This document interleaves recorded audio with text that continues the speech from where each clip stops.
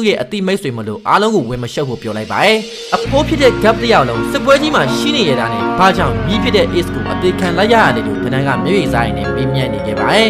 မိသားစုထက်တာဝန်ကအရေးကြီးခဲ့ရလားရေတက်ရဲ့ဘာဟီယိုလဲဆိုပြီးတော့တနန်းက gap ရဲ့မျက်နှာကိုထိုးရင်းနဲ့တကူပြန်ပြီးတော့ဖြေဖို့ပြောနေခဲ့ပါတယ်တနန်းထိုးရတော့ပဲ gap ဟာငြိမ်ခံနေခဲ့ပြီးတော့ဘာမှပြန်မပြောနိုင်ခဲ့ပါဘူးအဲ့ဒီချိန်မာကီနိုကရက်လိုက်ဖို့တနန်းကိုဝင်တားပါတော့ကွက်မြက်ခံရအောင်မှာဖြစ်တဲ့မြည်ဖြစ်သူတွေကိုမြင်နေရပြီးတော့လက်လန်းမရနေရမှာရှိနေရတာနဲ့ကူညီခွင့်မရခဲ့တဲ့ gap ကအခြားတွေထက်ပိုပြီးတော့ခံစားနေရမှာပဲလို့မာကီနိုကတနန်းကိုပြောလိုက်ပါတယ်ဒါမဲ့အခုအချိန်မှာခံစားရဆုံးသူက gap မဟုတ်ပဲနဲ့လူကြီးပဲဖြစ်လိုက်မယ်လို့တနန်းကပြန်ပြောလိုက်တော့မာကီနိုလည်းမျက်ရည်တွေဝဲလာပြီးတော့အရှင်တို့က ace တို့ကိုနှုတ်ဆက်စကားတွေတင်ပေးခဲ့တဲ့အကြောင်းလေးတွေကိုပြန်တွေးမိသွားခဲ့ပါတယ်